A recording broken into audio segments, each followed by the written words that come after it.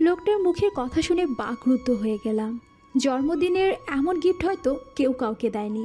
এরকম পরিস্থিতিতে কি বলা উচিত বুঝে উঠতে পারলাম না। 3 মাস ধরে বাধ্য হয়ে লোকটার সাথে আছি, কিন্তু কখনো তার নজর আমার খারাপ লাগেনি, বরং ভয় লেগেছে। আমাকে এখানে আনার কারণ আমি জানি না, কিন্তু আজকে আমার 18তম জন্মদিনের গিফট হিসেবে সেই কারণটা আমাকে বলল। কিন্তু একটা জিনিস আমি বুঝলাম না, যদি আমার সাথে এসবই করা হতো তাহলে 3 মাস অপেক্ষা করলো কেন? এই 3 মাসের একমাত্র আজকেই সে আমার সাথে এতটা শান্ত আর স্থির ছিল। কিন্তু এর আগে আমি তার অসম্ভব রাগী রূপটা দেখেছি, সেটা আমাকে সহ্য করতে পারতো না। তাহলে সেটা কি রাগ ছিল, নাকি 3 মাস নিজেকে নিয়ন্ত্রণ করার প্রচেষ্টা? আমি তাইরাত ইবনে তুর। 3 মাস আগেও একটা নর্মাল মেয়ের মতোই ছিলাম, কিন্তু আজ এই লোকটার বন্ধ দরজার অধিবাসিনী আমি। আর যার কথা বলছি মানে ওই লোকটি কেন বলছি, কথা একটু হাস্যকর হলেও সত্য। বিগত 3 মাসে লোকটির নাম আমার অজানা। ইনফ্যাক্ট আমি নিজেও জানি না সে আমার নাম জানে কি না। প্রথম দিন যখন আমাকে জোর করে আনা হয়েছিল তখন একবার জিজ্ঞাসা করেছিল, কিন্তু আমি ভয় পেয়ে বলতে দেরি করি বিধায় সে আর শুনতে চায়নি। আর আমারও আর বলা হয়নি। কাল রাত পর্যন্ত লোকটার সব কিছু ঠিক ছিল, কিন্তু সকালের ঘটনা সবটা পাল্টে দিল। সকালে ঘুম থেকে উঠে নিজের রুমের দরজা খোলা দেখে মনটা খুশিতে ভরে গেল। বিগত 3 মাস আমি বাহিরের রুমে পা রাখিনি। বাহিরের আলোটা দেখা তো দূরে থাক, কিন্তু কিচেনের ফ্রেশ সবজি নজরে পড়তে বড্ড ইচ্ছে করলো নিজ হাতে কিছু ফ্রেশ খাবার খেতে। শুকনো খাবার খেয়ে অস্থির হয়ে উঠেছিলাম, কিন্তু সালাদ কাটার জন্য ছুরিটা তুলতে লোকটি এসে ছুরিটা ফেলে দিয়ে আমার চুলগুলো খুব জোরেই ধরে। প্লিজ ছাড়ুন আমাকে, লাগছে আমার, আজকে কিচ্ছু করিনি, আর করে থাকলো আর করব না, তবু ছাড়ুন, ব্যথা লাগছে। কিন্তু লোকটির যেন আমার কোনো কথার কানেই গেল না। এক হাতে চুল পেঁচিয়ে আমাকে নিজের মধ্যে পুরোপুরি মিশিয়ে, তাই নড়তেও পারছি না। বুঝতে পারলাম ছাড়ার কথায় তার রাগটা বেড়ে গেল। চুলগুলোর সাথে এবার গলার নরম হাড্ডিটা 2 আঙ্গুল দিয়ে চেপে ধরল। এখন আওয়াজ বের হওয়া মানে লোকটাকে আরও রাগিয়ে দেওয়া, আর এর পরিণতি খুব ভালো না তা আমি জানি। তাই শব্দ না করে শান্ত হয়ে গেলাম। চুলে প্রচণ্ড ব্যথা আর কণ্ঠনালী চেপে ধরার কারণে প্রচণ্ড কষ্ট হলেও রিয়েক্ট করলাম না। আমাকে শান্ত হতে দেখে লোকটি আমার কণ্ঠনালী থেকে হাত আলগা করে গলার চারিদিকে আঙ্গুলের স্পর্শ আঁকতে লাগলো। খুব গভীরভাবে স্পর্শগুলো আঁকছে আজ, যেন তার অপেক্ষাকৃত বস্তুকে পাওয়ার অপেক্ষা শেষ হতে চলেছে আজ।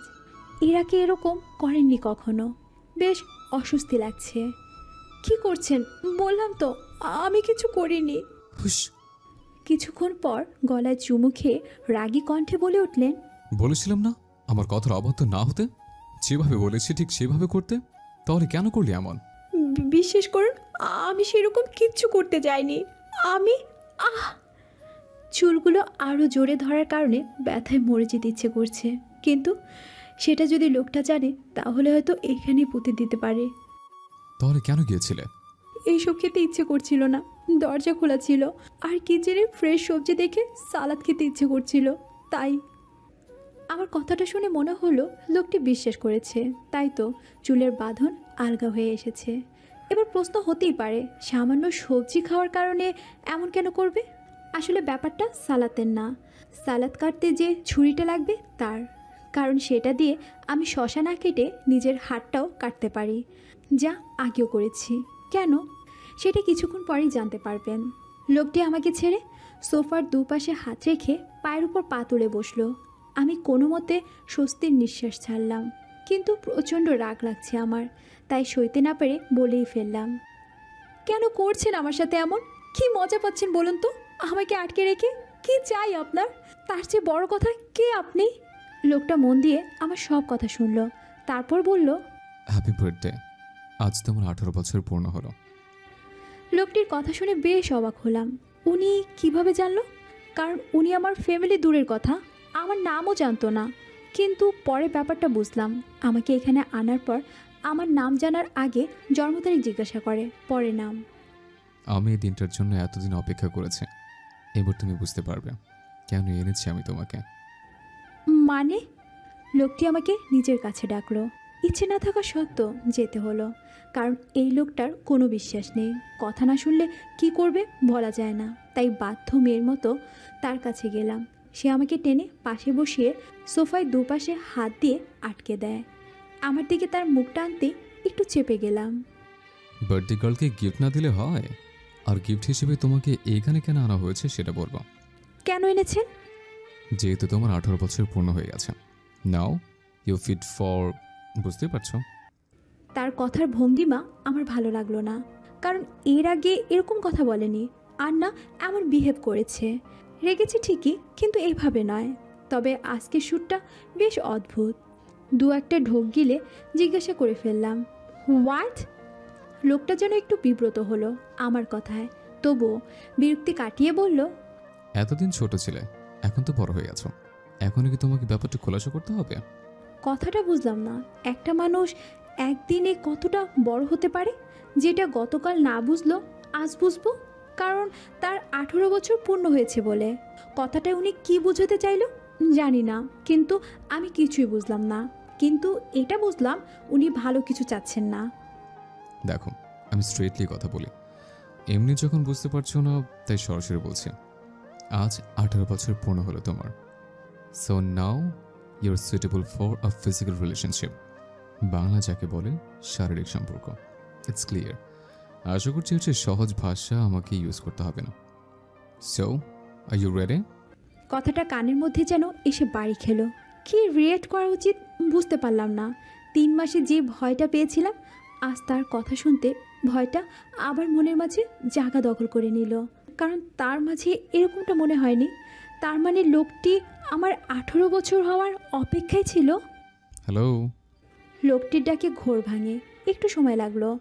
বাস্তবতাটা বোঝা মুহূর্তেই ওনাকে ধাক্কা দিয়ে নিজেকে ওনার থেকে সরিয়ে নিলাম।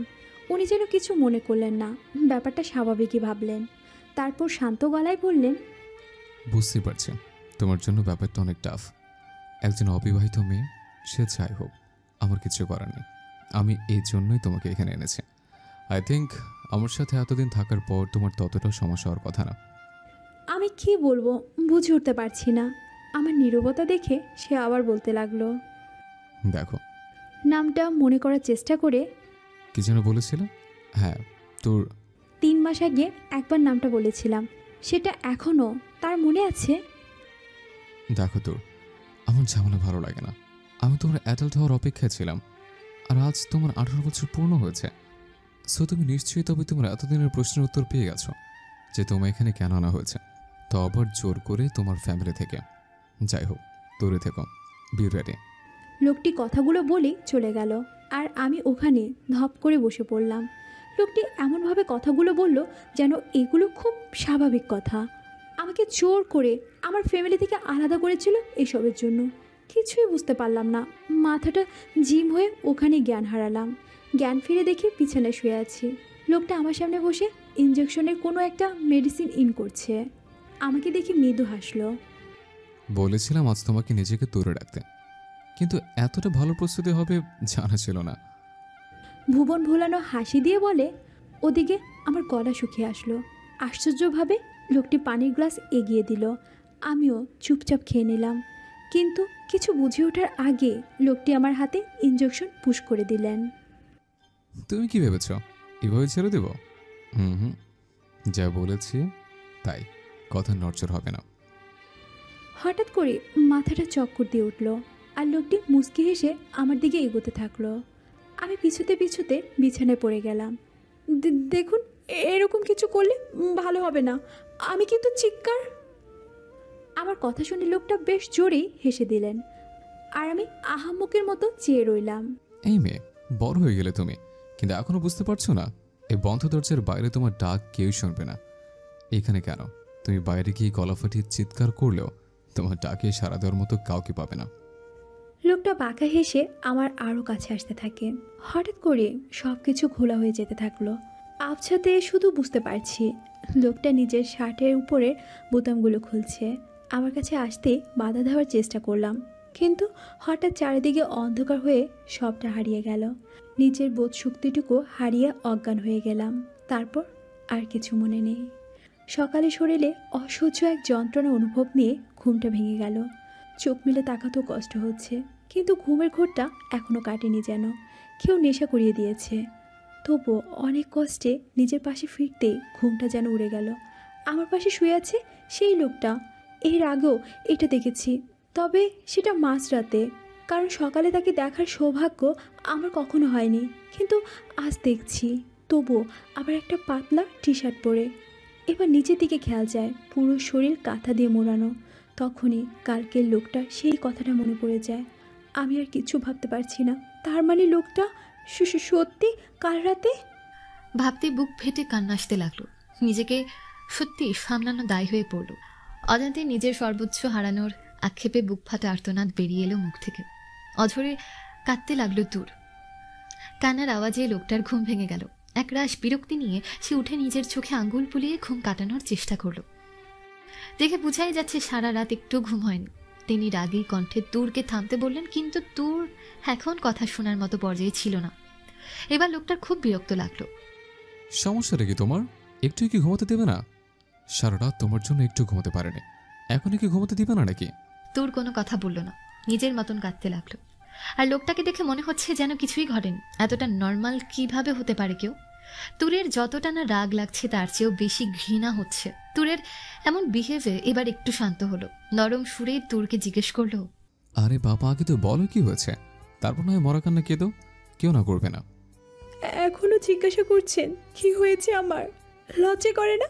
আপনার প্রতি একটু হলো আমার সম্মান ছিল এতদিন, যে আপনি একটা মেয়ের সাথে এতদিন থেকেও তাকে স্পর্শ পর্যন্ত করেননি, বরং নিজেও দূরে সরে থেকেছেন।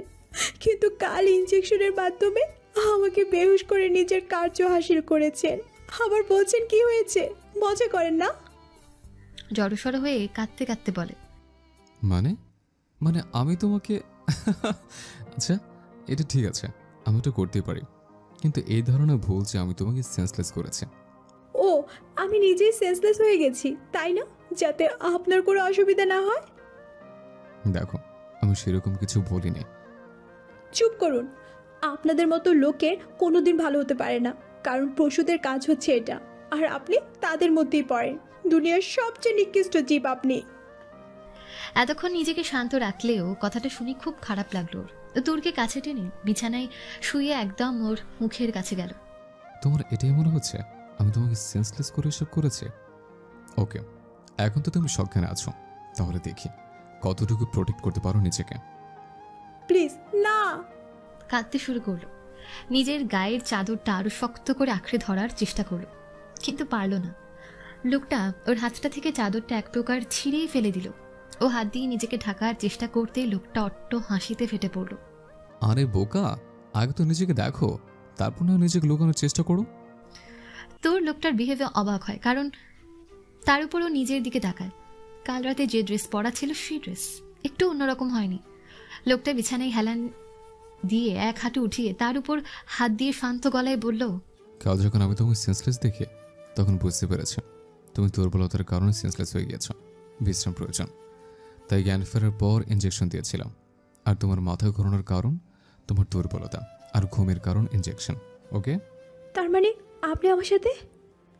লোকটা ওর দিকে তাকিয়ে ওকে টেনে নিজের উপর ফেলে দেয়।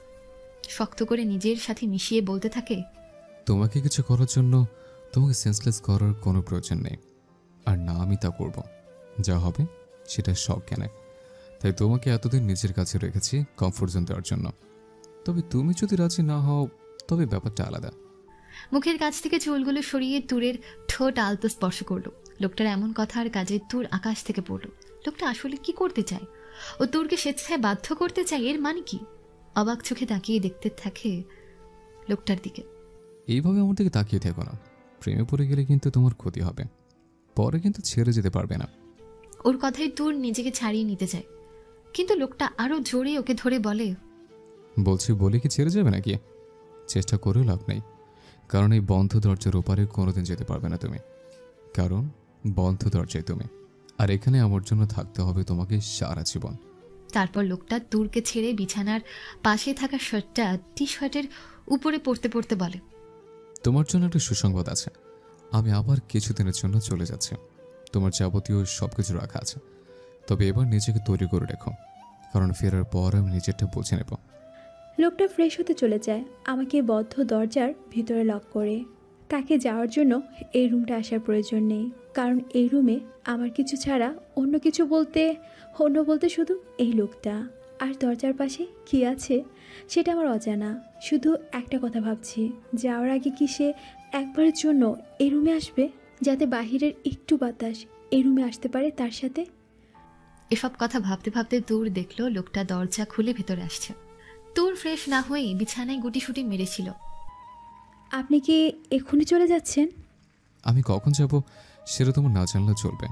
শুধু জেনে রেখো, আজ রাতে আমি থাকছি। তুরের দিকে তাকিয়ে কথাটা শুনেই তুরের মনে অদ্ভুত সেই ভয়টা সৃষ্টি হলো। আর কিছু না বলে চলে যেতে চাইল, তখনই পেছন থেকে ডাকলো তুর। শুনুন। তুরের ডাকে বেশ অবাক হলো লোকটা। কিছু বলবে? না মানে? আমতা আমতা করতে লাগলো। বলে ফেলো। আমি অ্যাস্ট্রোলজার নই, তাই মনে পড়তে পারবো না। আপনার নামটা কি বলবেন? আসলে এতদিনে আমি আপনার নামটা জানি না। তুরের কথায় একটু অবাক হলো, মানে 3 মাস ওর সাথে আছে অথচ নাম জানে না। পরক্ষণে মনে পড়লো কিভাবে জানবে, ও তো নিজের নাম ওকে জানতেই দেয়নি। ও একটু স্মিত হেসে বলল, এতদিন আমার সাথে আছো, আর যেহেতু আমার সাথেই থাকতে হবে, তাহলে তোমার রাইট আছে নাম জানার। তবে এখন না, সময় হলে বলবো আমি কে। তোমার নাম তো তুর। ওকে। আর কিছু না বলে চলে যেতে চাইল, কিন্তু কি একটা মনে করে ফিরে এলো। তুরের কাছে গিয়ে তুরকে ধরতে গেলে তুর একটু পিছিয়ে যায়। এটা দেখে সে ভ্রু কুঁচকে তুরকে টেনে নিজের কাছে আনে। তুর নিজেকে ছাড়াতে চাইলে সে তুরের কপালে চুমো এঁকে তুরের চোখের কোণে জমানো জল মুছে দেয়। যেটা পারবে না সেটা করতে চাও না।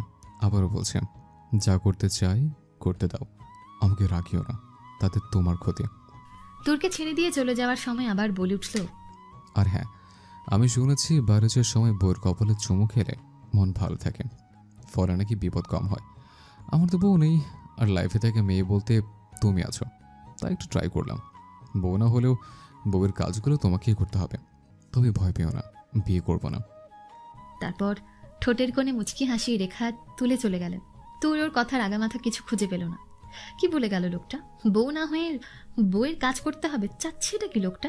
নিজের মতো করে কাটতে থাকে সময়, দিন নাকি রাত সেটা জানা নেই। শুধু এটাই জানা, লোকটা আসা মানেই তুরের বন্ধ জগতে রাত নামা। বেশ খিদে পেয়েছে তুরের। খাবার বলতে সবকিছুই বাইরের শুকনো খাবার রয়েছে, কিচেন আছে, প্রবেশের অনুমতি নেই। তাই বাধ্য হয়ে ওই খাবারগুলো খায় তুর। শেষ রান্না করা খাবার খেয়েছিল প্রথমবার যখন লোকটা এসেছিল, কিন্তু তারপরে তুর ফ্রেশ হয়ে খেয়ে শুয়ে পড়ে। কোনো কাজ নেই, তাই ওই বদ্ধ দরজার ভেতরে টুকটুক করতে থাকে। কখনো ঘুমায়, কখনো নিজের মতন বকবক করে, লোকটাকে বকে। যদিও লোকটা সব জেনে যায়, তাতে ওর কি। এভাবে সময় কাটতে থাকে তুরের। এক সময় তুর আবার ঘুমিয়ে যায়। তখনই রুমের দরজা খুলে যায়। ঘুমন্ত তুর তা জানতেও পারে না। তুর বিছানায় এলোমেলোভাবে শুয়ে আছে। হাতে থাকা ঘড়ির দিকে তাকাতেই দেখে একটা। রাত 1টা। এটা দেখে সে নিজের রুমে ফ্রেশ হতে চলে যায়। ফ্রেশ হয়ে এসে তুরের কাছে যায়। বেধিন মেঝেতে পাতা নরম বিছানায় তুরের পাশে গিয়ে শুয়ে পড়ে। কিছুক্ষণ এভাবে থাকার পর বড্ড ইচ্ছে করে তুরের মুখটা একটু দেখতে। ও তুরের দিকে ফিরে ডান হাতের পাতায় মাথার ভর দিয়ে তুরকে দেখতে থাকে। ফ্যানের বাতাসে তুরের সিল্কি খোলা চুলগুলো ওর মুখে পড়ছে, যা লোকটাকে তুরের দিকে বড্ড টানছে। ও তুরের মুখের চুলগুলো সরিয়ে দিয়ে নিজের অজান্তেই ওর গালে আর ঠোঁটে হাত বুলায়। ওর ঠোঁট স্পর্শ করতে গিয়েও করে না, বরং কপালে স্পর্শ আঁকে গভীরভাবে। কে তুমি তোর? তুমি তোমার পরিবার কিছুতে আমি জানি না, তাহলে কেন এইভাবে আমার জীবনে এলে? যাকে আমি দুনিয়ার সবচেয়ে নিকৃষ্ট জায়গায় নিলাম করতে চেয়েছিলাম, তাকে নিজের জন্য বন্ধ দরজার আড়ালে লুকিয়ে রেখেছে, নিজের পাশে সাজিয়ে রেখেছে। আমার সাথে কোনো অন্যায় না করেও আজ তুমি আমার কাছে সবচেয়ে বড় অপরাধী, আর তাই অপরাধের শাস্তি তোমাকে পেতে হবে। অভিশাপের সামনে যখন এসেছ, অভিশপ্ত তো হতেই হবে, যার শুরু খুব শীঘ্রই হতে চলেছে।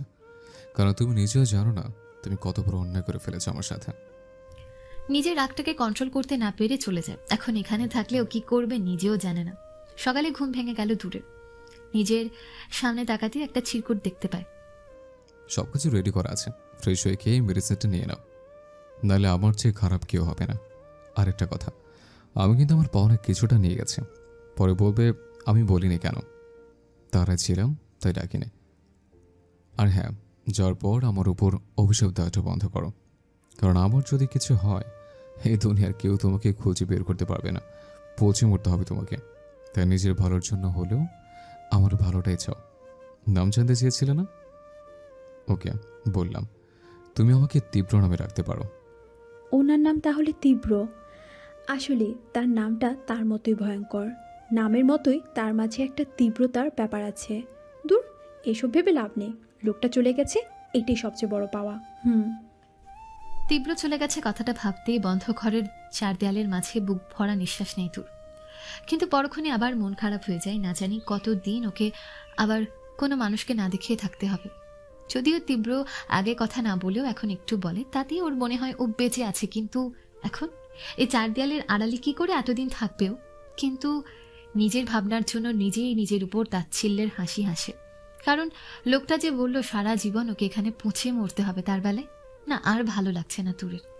শুয়ে বসে থাকতে থাকতে সে ক্লান্ত, তাই নিজের বাসভূমির সে বন্ধ ঘরে হাঁটাহাঁটি শুরু করে। হঠাৎ তুর ক্যালেন্ডারের সামনে গিয়ে দাঁড়ায়। তারপর ক্যালেন্ডারের দিকে এক দৃষ্টিতে তাকিয়ে ভাবতে লাগলো, আজ 3 মাস হতে চলল তুর এই বদ্ধ রুমটার মধ্যে বন্দি জীবন কাটাচ্ছে। ক্যালেন্ডারের প্রতিটি তারিখে নিজে হাতে একটা একটা দাগ কেটেছে তুর, তবে কলম বা অন্য কিছু দিয়ে নয়, নিজ হাতের আঙুলের নখ দিয়ে। এই রুমটা বেশ বড়ই, বাইরে যাওয়ার জন্য শুধু একটা দরজা, না কোনো জানলা বা কোনো কিছু। রুমে তেমন কিছুই নেই বললেই চলে, শুধু আর একটা আলমারি রয়েছে, যাতে তুরের প্রয়োজনীয় জিনিসপত্র সবই আছে। খাবার হিসেবে কতগুলো শুকনো খাবার আর পানির বোতল রয়েছে। কোনো খাট নেই, শুধু মাটিতে একটা বিছানা রয়েছে যা অত্যন্ত সফট। মাথার উপরে সিলিং ফ্যান আর দেয়ালের সবচেয়ে উঁচুতে এসি রয়েছে, যার রিমোট কন্ট্রোল। কিন্তু লাইট নেভানোর কোনো ব্যবস্থা নেই তুরের কাছে, কারণ তার তুরের উপর নজর রাখতে পারবে না লোকটা। এক কথায় এই রুমে তেমন কিছুই নেই যার দ্বারা নিজের কোনো ক্ষতি করা যায়। সাথে অ্যাটাচ করা বাথরুম আর কিচেন রয়েছে, তবে লোকটা না আসলে কিচেনে যাওয়া তো দূর, দেখার সৌভাগ্য হয় না। তবে বন্ধ রুমের ভেতরে থেকেও শান্তি পায় না তুর, নিজের মতো করে চলতে পারে না, কারণ এই ঘরের চারিদিকে 4টা সিসি ক্যামেরা লাগানো। এমনকি বাথরুমেও 4টা ক্যামেরা লাগিয়েছিল লোকটা। এটা যখন ও দেখলো প্রচন্ড রাগ লেগেছিল লোকটার উপরে। লোকটা একটু অন্যরকম জানা ছিল, কিন্তু মঙ্গল গ্রহ বা বাংলাদেশের বিখ্যাত পাবনার পাগলা নিবাস থেকে পালিয়েছিল কিনা তা নিয়ে তুরের যথেষ্ট সন্দেহ আছে। না হলে 4টা সিসি ক্যামেরা, তাও বাথরুমে, ভাবা যায়। প্রচন্ড রাগ লাগছিল, কিন্তু কি করা, তুরের কিছুই করার নেই। বাথরুমে তো ইউজ করতেই হবে, তাই কোনো মতে ক্যামেরার উপরে কাপড়ের দেয়াল দিয়ে আড়াল করার চেষ্টা করলো, কিন্তু শেষ রক্ষা আর হলো না। তুর যখন গোসল করতে গেল, হঠাৎ করে দরজায় কেউ পাগলের মতন ধাক্কাতে শুরু করলো। বেশ বিরক্ত হলো তুর, বুঝতে বাকি থাকলো না যে মিডনাইট ম্যান মানে ওই পাগল লোকটা এসেছে। কিন্তু এটা বুঝতে পারলো না মিডনাইট ম্যান এই মিড ডেতে কোথা থেকে উদয় হলো। পরক্ষণে মনে পড়লো এখন বোধহয় রাত হবে, কারণ উনি তো দিনে আসবে না। কিন্তু বুঝতে পারলো না তার দিনে বা রাতে যেভাবেই আসুক, হঠাৎ করে বাথরুমের দরজা কেন ধাক্কাচ্ছে। ওনার কি ইয়েটা বেশি জোরে পেয়েছে নাকি, যে নিজের ওয়াশরুম চাওয়ার তর সইছে না? নিজের ভাবনা থেকে ফিরে আসার আগেই তুরের মনে হলো এবার দরজাটা আর আস্ত থাকবে না, আর দরজা ভাঙলে সর্বনাশ। এই মিডনাইট ম্যানের কোনো বিশ্বাস নেই, সেই আর এই দরজা সরাবে না। তাই বাধ্য হয়ে কোনো মতে কাপড় পেঁচিয়ে দরজা খুলে নিজেকে লুকিয়ে দরজায় উকি দিল তুর। কিন্তু এটা ভুলে যে সে পাবনা ফেরত পাগলের সামনে দরজা খুলছে, যার মাথায় একটুটুকু সেন্স নেই যে একটা মেয়ে কখন ওয়াশরুমের দরজায় উকি দিয়ে দরজা খুলে। দরজা খোলার সাথে সাথে জার্মানিতে আসা সুনামির মতন ওয়াশরুমের ভেতর ঢুকেই তুর হাত দুটো ধরে দেয়ালে চেপে ধরল। তোমার সাহস কি করে হয় আমাকে এতক্ষণ বাইরে দাঁড় করিয়ে রাখার? সে কখন থেকে দরজা ধাক্কাচ্ছে? কি করছিল এতক্ষণ? আর ক্যামেরা বন্ধ করেছো কেন? এত সাহস কই পাও তুমি? লোকটার কথা শুনে তুর আবালের মতো ওর দিকে ডাবডাব করে তাকিয়ে রইল। তীব্রের কথা শুনে ওর ভয় না, নিজেকে বিড়ালের বাচ্চা মনে হচ্ছে যে গোসল করতে পারবে না, তাই তাকে গোসল করানোর জন্য এসেছে। কি হলো, কথা বলছো না কেন? আচ্ছা, আপনার মাথায় সত্যি কি কোনো সমস্যা আছে? মানে মানে আমি কি আপনাকে সাথে নিয়ে গোসল করব? আচ্ছা বাদ দিন, এটা বলুন, কোনো মেয়ে বাথরুমে বসে কি করতে পারে? সে কি করবে, গোসল করবে নাকি অন্য কিছু, সেটা আপনাকে দেখানোর জন্য ক্যামেরা খুলে রাখবে? Like seriously? তুরের কথা শুনে তীব্র আকাশ থেকে পড়ল। মানে ও তুরকে নিয়ে এতটাই পজিটিভ হয়ে গেছে যে ও খেয়াল করেনি ও বাথরুমে সিসিটিভি লাগিয়েছে। সত্যি তুমি এটা কি ওকে নিজের গোসল করা দেখাবে নাকি? আপনার কি মনে হয় আমি ওয়াশরুমে বসে পালানোর প্ল্যান করছি নাকি নিজেকে মারার প্ল্যান? তীব্র বেশ অস্বস্তিতে পড়ে তুরের কথাই কিন্তু তুরকে বুঝতে না দিয়ে নিজেকে সামলে নিয়ে আসে। তারপর ওর দিকে এগিয়ে দেয়ালের দুপাশে হাত রেখে মুখটা নিচু করে ওর মুখের কাছে নিয়ে আসে। তারপর বলে, আমি না চাইলে তুমি পালানো তো দূর, বাইরের আলোটা কেমন তাও জানতে পারবে না। আর নিজের ক্ষতির কথা বলছো, তার পরিমাণ কি হতে পারে সেটা তো তুমি আগে দেখেছ। দেখুন দেখুন, আমার না মরার শখ ঠিকই আছে, কিন্তু তা ওয়াশরুমের মধ্যে না। আর আপনি কিভাবে ওয়াশরুমের মধ্যে ক্যামেরা লাগান? মানে কোনো ম্যানার্স নেই নাকি? লিসেন, আমি আপনার সামনে কাপড় চেঞ্জ করবো নাকি? আর আপনারও বলি হারি, ওয়াশরুমে ক্যামেরা লাগানোর জায়গা? দয়া করে এই জায়গায় তো ক্ষমা দেন আমাকে। এবার তীব্র তুরকে ভালোভাবে দেখে নেয়। ফর্সা লম্বা গড়নের মেয়েটা তীব্রের বুকের কাছে এসে পড়ছে। ভেজা ঠোঁটগুলো গোলাপের নরম পাপড়ির মতো লাগছে। ভেজা চুলগুলো এলোমেলো হয়ে দুপাশে বিস্তৃত হয়ে ছড়িয়ে আছে, যা তুরকে অসম্ভব মোহনীয় করে তুলেছে। তাড়াহুড়াই তুর কোনো মতে একটা ওড়না দিয়ে গ্রাম্য মহিলাদের শাড়ির মতো পেঁচিয়ে রেখেছে, যার জন্য ফর্সা শরীরের এক কাঁধ উন্মুক্ত আছে। তুরকে এমন অবস্থায় দেখে তীব্রের মাথা যেন হ্যাং করা শুরু করলো। কি হলো, এমন নেশাগ্রস্তের মতো তাকিয়ে আছেন কেন? গাঞ্জা টাঞ্জা কিছু খেয়েছেন নাকি? তুরের কথায় তীব্র বাঁকা হাসল। তুরের কথাগুলোই অদ্ভুত বিদ্রুপ থাকলেও সেগুলো বাচ্চাদের বায়না লাগে তীব্রের কাছে। ও তুরকে একটানে কাছে এনে শাওয়ার নিচে দাঁড় করিয়ে আবার শাওয়ার ছেড়ে দিল। তারপর এক হাত দিয়ে তুরের দুহাত পেছনে মুড়ে আটকে ওকে নিজের সাথে মিশিয়ে দেয়ালে এক হাতের ভর রাখল। শাওয়ারের পানিগুলো তীব্রের মুখ থেকে গড়িয়ে তুরের মুখে পড়তে লাগলো। কি হলো, কি করছেন? হিস, বলেই তুরকে একদম নিজের বুকের সাথে মিশিয়ে নেয়। তুর নিজেকে ছাড়ানোর জন্য হাত মোচটাতে থাকে, কিন্তু তীব্রের এক হাতের শক্তির কাছে ব্যর্থ হয়। তোর নিজের মুখ যতটা না দূরে নিতে চায়, তীব্র ততটাই ওর কাছে যায়। তীব্রের এক হাতের ভর দেয়ালে থাকার কারণে তীব্রের কোনো সমস্যা হচ্ছে না, বরং তুরের ছোটাছুটিতে ওর বেশ মজা লাগছে। ছাড়ুন আমাকে। মেজে আমার সামনে এভাবে ওড়না জড়িয়ে দাঁড়িয়ে আছো আর বলছো আমি নেশাগ্রস্তের মতো তাকিয়ে আছি কেন? আমি তো শুধু তাকিয়ে আছি, অন্য কেউ হলে এতক্ষণে টিপ টিপ বাড়ছে পানি মেয়ে আগ লাগাতে গেছে হয়ে যেত। যদি আমার ইচ্ছা করছে এমন, কিন্তু তুমি এখনো বাচ্চা, আর আমার টেস্ট এতটাও খারাপ নয় যে একটা বাচ্চার সাথে কিছু করবো। তীব্রের এমন কথায় ওর মুখ হা হয়ে গেল। You are looking so hot, এখন আমার কি দোষ? তুর এবার নিজের দিকে তাকিয়ে নিজে লজ্জা পেয়েছে। এবার আরও তীব্রের দিকে তাকাতে পারে না, কিন্তু মনে মনে তীব্রের গোষ্ঠী ষষ্ঠী উদ্ধার করতে থাকে। কি হলো, কিছু বলছো না? তুরকে কিছু বলতে না দেখে ওর হাত দুটো ছেড়ে দেয়।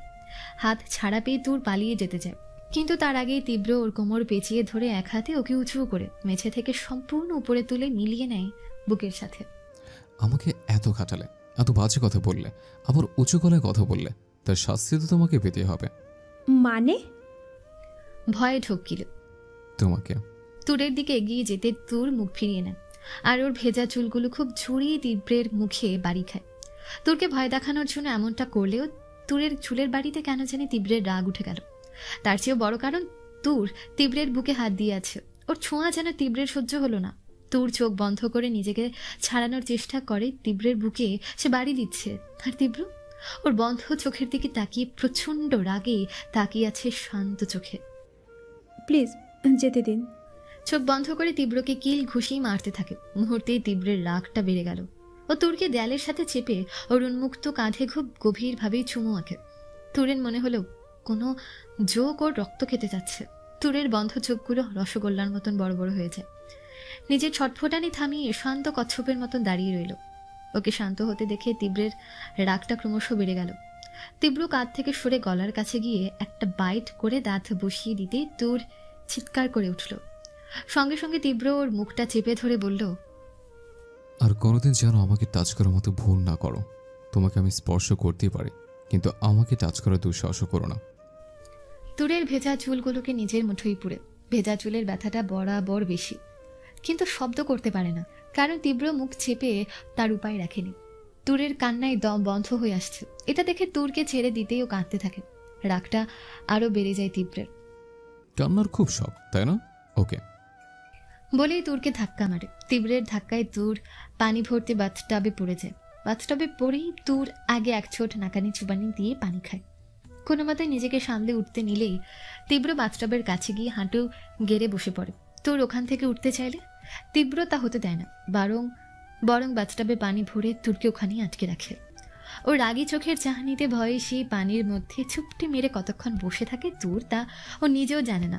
আর শাওয়ারের পানির নিচে বসে তীব্র বাথটাবে তুরকে দেখতে থাকে। দুজনেই পানির মধ্যে বসে আছে, একজন অনিচ্ছায় করে আরেকজন স্বেচ্ছায়। এভাবে থাকতে থাকতে একসময় তীব্র বুঝতে পারে তুর কাঁপছে শীতে। ও তুরের গালে নিজের হাত দিতে দেখে পুরো শরীর ঠান্ডা হয়ে আসছে। কি হলো, শীত লাগছে? মাথা নাড়াই তুর। ভয় পেয়েছ? তুর চুপ করে রয়েছে। কি হলো, ভয় পেয়েছ? তুরকে কোনো কথা বলতে না দেখে বুঝলো ও ভয় পেয়েছে। তুর ভয় পেয়েছে ভেবে হালকা হাসলো তীব্র। তুর কিছু বোঝার সুযোগ না দিয়েই ওকে কোলে তুলে নেয়। তুর ওকে ধরতে গিয়েও ধরে না। ব্যাপারটা বুঝলেও কোনো হিয়াত্তা না দিয়ে রুমে চলে গেল। একটা তোয়ালে বের করে তুরের দিকে ছুড়ে দিল। শরীর মুছে কাপড় পাল্টে নাও, আমি এখানে আছি। তীব্রের কথায় আবার অবাক হয় তুর। তীব্র কি এখানেই থাকবে নাকি? মানে কি? তখনই আবার ভাবলো থাকলে কি আর না থাকলে কি। রুমে তো ক্যামেরায় লাগানোই আছে, তার মানে তীব্র থাকলেও ও রুমে চেঞ্জ করতে পারবে না, আর না থাকলেও। আমি ওয়াশরুমে চেঞ্জ করব। মানে এতক্ষণ ভিজে সাথ মেটেনি নাকি আবার ভিজতে চাইছো? তুর কিছু বলল না, শুধু ক্যামেরাগুলোর দিকে তাকিয়ে দেখলো। তুরের দৃষ্টি দেখে বুঝতে বাকি রইল না তীব্রের। এখানে চেঞ্জ করতে পারো, সমস্যা নেই, আমি কিচ্ছু দেখবো না। আর না ওই ক্যামেরাগুলো। তীব্রের কথার আগামাথা কিছুই বুঝলো না তুর, কিন্তু ওকে কিছু বলার সাহসও পাচ্ছে না। এই পাবনা ফেরত লোকটাকে কিছু বলাও পাপ, তাই ও ওখানেই দাঁড়িয়ে রইল। এটা দেখেই তীব্র শান্ত গলায় বলে উঠল, কি বললাম তোমাকে, যা মন চাই করো, কিন্তু মনে রেখো যদি অসুস্থ হয়ে যাও সেবা কেন, তোমার থেকে ফিরে তাকানোর মতো লোক নেই। তোর কি করবে বুঝতে পারলো না। নিজের অজান্তে ওর চোখে পানি এসে গেল। যে সবার চোখের মনি ছিল সে এখন কি হলো? খুলিজা কেঁপে উঠল তুরের। যদি ভেবে থাকো তোমাকে দেখে ফিলিংস জাগবে, তাহলে মনে রেখো তুমি যে অবস্থায় আছো এর চেয়ে বেশি কিছু লাগে না ফিলিংস আনার জন্য। সো ফালতু ভাবনা ছাড়ো। তোর বুঝতে পারলো কিছু বলা মানে অপাত্রে দান হবে। আর কি করবে, বাথরুমের ক্যামেরাও উন্মুক্ত, আর এখানে তো যদিও লোকটা পিছনে ফিরে আছে। তোর কিছুই বলল না, রাগেই চোখে পানি এসে থুতনি কাঁপতে লাগলো। তারপর নিজের মনে ঠিক করলো লোকটা যখন বলেছে তখন তাই হোক। রাগেই নিজের চোখটা বন্ধ করে কাঁধের ওড়নায় হাত দিয়ে টান দিতে সবটা অন্ধকার হয়ে গেল। তোর চেয়ে দেখা একদম ঘুটঘুটে অন্ধকার হয়ে আছে চারদিক। তখনই লোকটার গলা শুনতে পেল, জাস্ট 5 মিনিটস, এরপর আবার লাইট জ্বলে উঠবে, সো ফাস্ট। তোর কিছু বুঝতেই পারলো না, কারণ এখানে কোনো লাইটের সুইচ নেই। সবকিছু যখন রিমোট কন্ট্রোল, লাইটও তাই, যেটা আমার কাছে। তাই এত না ভেবে তাড়াতাড়ি করো, 4 মিনিট। তোর আর কিচ্ছু ভাবলো না, অন্ধকারে কোনো মতে চেঞ্জ করে নিল। তারপর ওনাটা পড়তে নিলেই লাইট ঝুলে উঠল।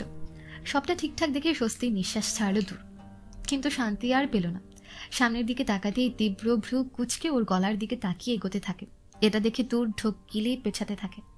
পিছাতে পিছাতে স্লিপ কেটে বিছানায় পড়ে যায়। তীব্র ওর কাছে গিয়ে এক হাঁটু গেড়ে ওর পাশে বসে। ওকে টাচ করার চেষ্টা করতে তোর নিজেকে গুটিয়ে নেয়, কিন্তু তীব্র তাতে খেয়াল না করে তুরের গলার কাছ থেকে ওনাটা হালকা নামায় বাইটের জায়গায় হালকাভাবে আঙুল বুলিয়ে দিতে তুর কেঁপে ওঠে। সঙ্গে সঙ্গে তীব্র বলে উঠল, এই দাগটা কোনোদিন মিটবে না তোমার, মনে করে নাও এটা আমার বন্দিনী হিসেবে আমার নামের সিলমোহর। তুমি চাইলেও যা আমি মেটাতে দেব না। তারপর গলার নিচে বাইটের জায়গায় আলতো করে চুমু আঁকে তীব্র। তারপর কাঁধের থেকে কাপড় সরিয়ে লালচে হওয়া জায়গায় হাত বুলায়। তোর নিজের কাঁধের দিকে তাকাতেই দেখে রক্ত জমাট বেঁধে গেছে সেখানে। তীব্রের ঠোঁটের ছাপ বসে গেছে, মনে হচ্ছে ঠোঁট দিয়ে কাঁধের তীব্রের নিজের ঠোঁটের ট্যাটু করে দিয়েছে। তীব্র সেখানে একটা চুমু দিতে তোর চিৎকার করে ওঠে, প্লিজ এখানে আর কিচ্ছু করবেন না, এমনি রক্ত জমাট বেঁধে গেছে। নিজের চোখ বন্ধ করে খুব জোরে চিল্লিয়ে নিজের কাঁধ চেপে ধরে বলে। তীব্র ওর কথা শুনে বাঁকা হেসে বলে উঠল, আর কি করার কথা ভাবছো? পরক্ষণে নিজের চোখ খুলে তোর তীব্রকে খোঁজার চেষ্টা করে, কিন্তু তীব্রকে কোথাও খুঁজে পায় না। তার মানে লোকটা কিছু করেনি। তোর এতক্ষণ সেদিনে তীব্রের কাজগুলো কল্পনা করছিল ভেবেই একটা স্বস্তির নিঃশ্বাস ছাড়লো, কিন্তু কি মনে করে নিজের কাঁধের কাপড়টা সরালো। রক্ত এখনো জমাট বেঁধে আছে। এটা দেখে নিজের গলার সেই বাইটের জায়গায় হাত দেয়। হ্যাঁ, সেখানেও আজও ক্ষতটা রয়েছে, শুধু ব্যথাগুলোই নেই। ঘা থাকলেও ব্যথা করে না, ব্যথাটা সয়ে গেছে, কারণ তীব্র তার নামের সিল মোহর দিতে কখনো ভুলে না। আর তাই এই দুইটাই তোর সব সময় পায় তীব্রের কাছে। কিন্তু তীব্র নেই ভেবে গলার দাগে হাত দিয়ে মেঝেতে পাতা বিছানায় শুয়ে পড়ে। তুই এতক্ষণ যা যা করছিল সবটাই গাড়িতে বসে নিজের ল্যাপটপে দেখছিল তীব্র। তুরের নিজের গলার কাঁধ দেখতে দেখে বুঝল তার বন্দিনী তার দেওয়া চিহ্নকেই দেখছিল। তুরের শরীরের নিজের দেওয়া রেখা দেখে ল্যাপটপটা বন্ধ করে গাড়ির সিটে মাথা রেখে প্রশান্তির নিঃশ্বাস ছাড়ল তীব্র। এটা ভেবে তার তুর বন্দিনী হয়ে তার হয়ে আছে। হ্যাঁ, তারই তুর। কিছুদিন আগে না থাকলেও কয়েক ঘন্টার ব্যবধানে তুরের উপর আলাদা একটা অধিকার বোধ জন্ম নিয়েছে তীব্রের। 3 মাস আগেও যেটা জোর মনে হতো, সময়ের ব্যবধানে তা এখন অধিকারই পরিণত হয়েছে তীব্রের। তুরের উপর অজান্তেই এখন অধিকার শুধু তীব্রের, কারণ তুর যে তার। বন্ধ দরজায় বন্দিনী নয় তীব্রের, বন্ধ দরজায় তুমি। আপনারা এটাই ভাবছেন আসলে 3 মাস আগে কি হয়েছিল যার কারণে তীব্রের সাথে তুরের ভাগ্যটা এভাবে জুড়ে গেল। আর তীব্র এমন করছেই বা কেন? ভালোবাসে না অন্য কারণ? আসলে কি হয়েছিল চলুন একটু 3 মাস আগের অতীত থেকে ঘুরে আসি। তুরের লাইফে তীব্র নামের অভিশাপের প্রকাশ ঘটে খুব অদ্ভুতভাবে, কোন একটা ঝড়ের চেয়ে কম ভাবে না। মাঝে নদীতে ওঠা কোনো এক অজানা ঝড় যা তুরের সাজানো সুন্দর জীবনটাই পাল্টে দিল। 3 মাস আগের কথা। বাবা মায়ের একমাত্র সন্তান তুর, তাই খুব আহ্লাদি হয়ে বড় হয়ে উঠেছে। এবার এইচএসসি এক্সাম দিয়েছে, রেজাল্ট এখনো বের হয়নি। পরীক্ষার পর সবার মতো তুরও একদম ফ্রি ছিল। সারাদিনের কাজ ছিল ঘোরাঘুরি, শপিং পার্লার, রূপচর্চা, মোবাইল নিয়ে টিপাটিপি করা, আর মায়ের সাথে পায়ে পা মিলিয়ে ঝগড়া করা। নিজের কাজিনদের মধ্যেও তুর বেশ জনপ্রিয়, কারণ ওর দুষ্টমির স্বভাব আর দস্যিপনার জন্য সবাই খুব ভালোবেসে ওকে। কাজিনরা তুর বলতে পাগল। সবকিছু ঠিক ছিল তুরের জীবনে। কলেজে সবার পরেও সব ফ্রেন্ডদের সাথে দেখা হতো তুরের। সবাই মিলে ভালোই সময় কাটাতো। তবে প্রেম ভালোবাসা বলতে তেমন কিছুই ছিল না। সবকিছুই ফান মনে হতো। কেউ প্রেম করতে দেখতেও টিস করত, আর তুরকে কেউ ভালোবাসার কথা বললে সেটা মজার ছলে ফান ভেবে উড়িয়ে দিত। তবে কারোর সাথে খারাপ বিহেভ করতো না, ফানিভাবেই না করে দিত যাতে কারো গায়ে লাগে না। সেটা জানা সত্ত্বেও তুরের ক্লাসের অনেককেই ওকে প্রপোজ করেছিল।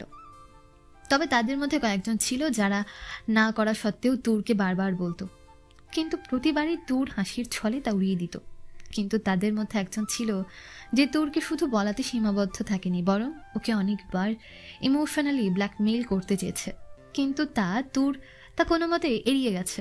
শেষে পরীক্ষার আগ দিয়ে ছেলেটা ওকে ডিস্টার্ব করতে শুরু করে। পরীক্ষায় খারাপ হবে ভেবে তুর ওদিকে মন দেয় না, কিন্তু পরীক্ষার শেষের দিন জানায় ও যদি রাজি না হয় তাহলে ও নিজের ক্ষতি করে দেবে। সেদিন কথাটা শুনে প্রচণ্ড রাগ লাগে তুরের। ও গিয়ে ছেলেটাকে থাপ্পড় মারে আর বলে, জিসান, তোর কাছে নিজের জীবনের দাম না থাকতে পারে, নিজের পরিবারের আদর ভালোবাসার তোকে কষ্ট করে বড় করার মূল্য না থাকতে পারে, কিন্তু আমার আছে। যার কাছে নিজের জীবনের মূল্য নেই সে আমার মূল্য কিভাবে দিবে? তোর আমি সত্যি। আর একটা কথা বলবি জিসান, তোর বাবার অনেক ক্ষমতা থাকতে পারে, একমাত্র সন্তান তুই তোর বাবার, তাই নিজেকে পাবনার পাগল গ্রুপ না করে সুস্থ মানুষের মতো থাক। আমি তোকে চাই তোর। একদম ফালতু কথা বলবি না। রাস্তায় এসব সিনক্রেট করে নিজের ফ্যামিলির সম্মান নষ্ট করার ইচ্ছে তোর আছে, কিন্তু আমার নেই। তোর যা ইচ্ছা করতে পারিস। তারপর সেখান থেকে রেগে চলে যায় তুর। এরপর আর জিসানের সাথে ওর দেখা হয় না। পরীক্ষার পর ফ্রেন্ডের সাথে ঘোরাঘুরি করলেও জিসানকে আর কখনো দেখেনিও। তুরের জীবনে এটাই প্রথম কোনো সমস্যা ছিল, কিন্তু সে অবধিও সব ঠিক ছিল। নিজের লাইফে প্রচণ্ড হ্যাপি ছিল তুর। কিন্তু সবটা যেন বদলে গেল সেদিন, যেদিন তুরের লাইফে তীব্র নামের অভিশাপের প্রকাশ ঘটে। সেদিন ছিল ওর চাচাতো বোনের বিয়ে। হঠাৎ করে বিয়েটা ঠিক হয়ে গিয়েছিল। সবে ওর বোন এবার অনার্স 3rd ইয়ারে পড়ে। হঠাৎ করে এভাবে সাদামাটা বিয়ের মানে খুঁজে পায় না তুর। বলা নিয়ে কওয়া নিয়ে বিয়ে প্রচণ্ড খারাপ লাগে তুরের। কারণ একটাই, কাজিনদের মধ্যে তুরকে সবচেয়ে বেশি ওই ভালোবাসে, তাই ও এখানে এভাবে চলে যাবে মানতে কষ্ট হয় তুরের। ইচ্ছে না থাকা সত্ত্বেও তুর মন খারাপ করে গেল। গিয়ে দেখে তেমন কোনো আয়োজন হয়নি, মোটামুটি ঘরোয়াভাবে। অথচ কতই না ইচ্ছে ছিল চাকচমকভাবে ওর বোনের বিয়ে করার, সাথে তুর অনেক মজা করবে। কিন্তু সব মাঠে মারা গেল। পরে গিয়ে জানতে পারলো যার সাথে বিয়ে ঠিক হয়েছে সে নাকি বিদেশ চলে যাবে, তাই এত তাড়াহুড়ো। আর তাতে ওর বোনের সম্মতি দেখলো, যাতে কিছুটা হলেও রাগ কমলো। কারণ দুলাভাইয়ের ছবি দেখে পছন্দ হলো তুরের। তাই ওরা নিজেদের মতন আনন্দ করতে লাগলো। কিন্তু বিপত্তি বাঁধলো পার্লারের লোকজন নিয়ে। যাদের ডেকেছিল তারা এসে পৌঁছায়নি। তাদের মধ্যে একজন এসে বলল, যেহেতু বিয়ের সিজন তাই এক্সট্রা এখানে আসতে পারবে না। ওনারা যদি চায় তবে পার্লারে গিয়ে সাজতে পারে। সবাই খুব ঝামেলায় পড়ে গেল। তখনই নিমি বলে উঠল, আচ্ছা, সামনেই তো পার্লার, যেতে 10 মিনিটও লাগবে না। আমরা ওখানেই যেতে পারি। এমনিতেই অনেক দেরি হয়েছে, এত শর্ট নোটিসে কেউ আসবে না। সবাই ওর কথা চিন্তা করে ভেবে দেখলো তাই ঠিক হবে। ওরা মিলে পার্লারে যাওয়ার সিদ্ধান্ত নেবে। ওরা সবাই যাবার সময় পার্লারের সেই মেয়েটা তুরকে ডেকে বলল, আপু, আপনি কিন্তু খুব সুন্দর। আপনিও আসুন, সবাই যাচ্ছে, আপনিও ওনাদের সাথে আসুন। ব্যাস, তুরকে আর পায় কে। তবে ওর সাজতে না সাজ দেখতে ভালো লাগে, তাই তুর এক নিমিষেই রাজি হয়ে গেল। তুরকে রাজি হতে দেখে মেয়েটা হালকা ম্লান হাসি দিল। ওরা কাজিন সব মিলিয়ে 6 জন ছিল, সাথে ওদের ফুপি। তারপর বাইরে বেরিয়ে গাড়িতে করে যেতে চাইলে পার্লারের মেয়েটা বলল সামনেই পার্লার, তাই এখন সময় নষ্ট না করে রিক্সা নিলেই হয়। ব্যাপারটা বেশ মজার ছিল। রাত প্রায় 8টা, তাই ওরা 3টা রিক্সা ঠিক করে বেরিয়ে পড়ল। সামনেটাই বিয়ের কনে, ফুপি, পরেরটাই 3 জন, আর শেষেরটাই তুর, ননি আর নিমি। অবশেষে ওরা পার্লারে পৌঁছায়। সবাই নিজেদের সাজগোজে ব্যস্ত হয়ে পড়ে। ঘড়ির কাঁটা কখন যেন 8টা থেকে 11টায় চলে গেল তার কোনো খবর থাকে না। মেয়েদের সাজ বলে কথা, ওদিকে বরপক্ষ এসে বসে আছে। ফুপির মোবাইলে কল আসছে। এটা দেখে বেশ মজা লাগছে তুরের। তোদের বিয়েতে এত ভেজাল, আমার বিয়েতে দেখিস আমি বিয়ের আগে সব কিছু রেডি করে রাখবো যাতে কোনো সমস্যা না হয়। আহা, তোর বর ভেজাল করলে তোকে মারবে নাকি? একদম না, আমার বর দুনিয়ার বেস্ট হবে। আমাকে মারা তো দূরে থাক, ধমকও দিবে না, ভালোবেসে ভোর রাখবে আমাকে। চুপ কর আতুর ঘর, দেখিস তোর না বিয়েই হবে না। বিয়ে হবে না মানে? তাইলে আদর সোহাগ করবে কে? বাহ, জামাইয়ের সোহাগ খাওয়ার এত শখ? তাইলে জামাই আদর করবো বইলা কথা।